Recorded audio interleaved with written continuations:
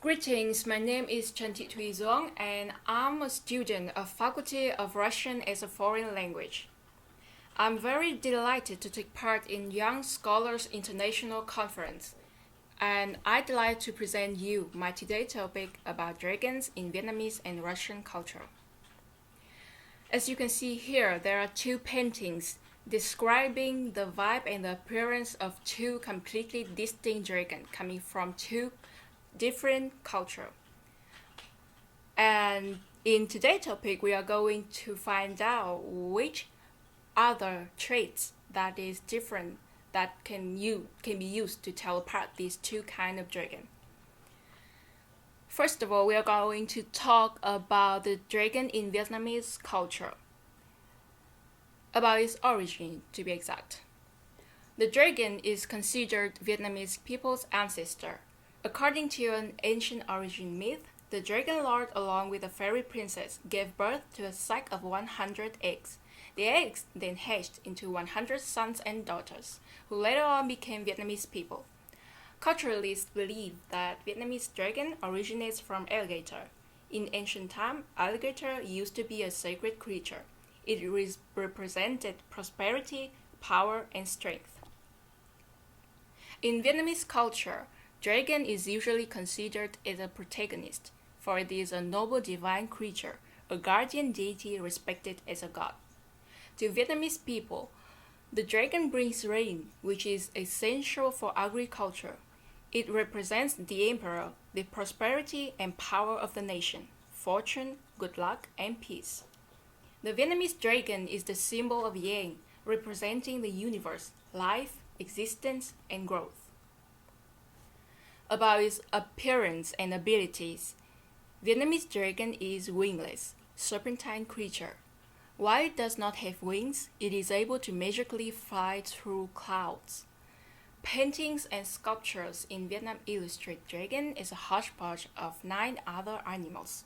A dragon has antlers of a deer, head, mane, and tail of a lion, eyes of a rabbit, neck of a snake, belly of a frog, scales of a carp, claws of an eagle, paws of a tiger, and ears of an ox.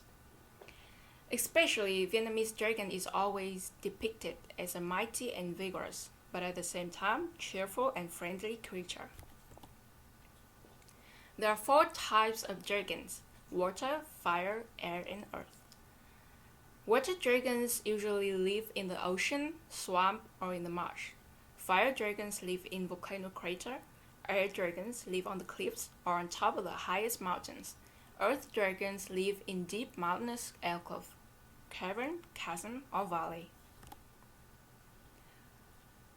We are moving on to the Russian dragon. And it is really interesting because these dragons are actually called snakes in Russian. However, in English and other cultures, Zmei Горыныч is often translated as Slavic dragon or Russian dragon.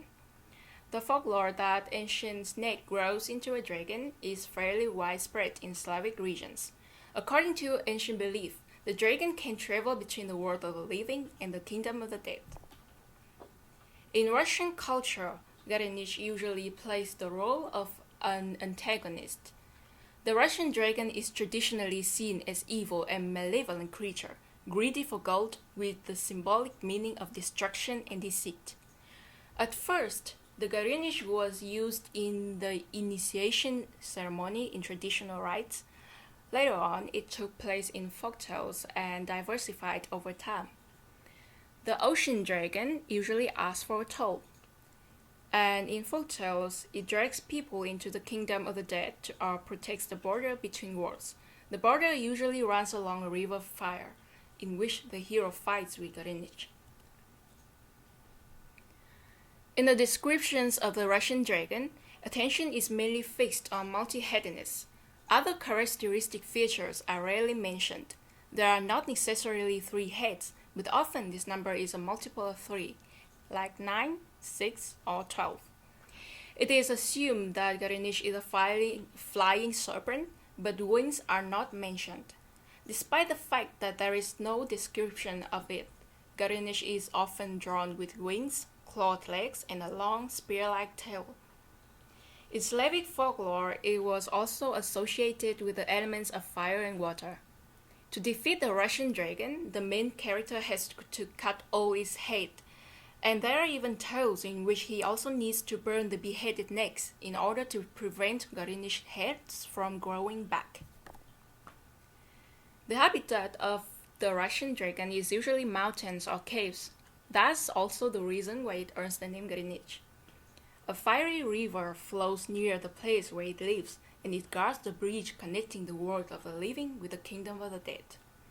In some folklore, it also lives in wells, springs, rivers, and oceans.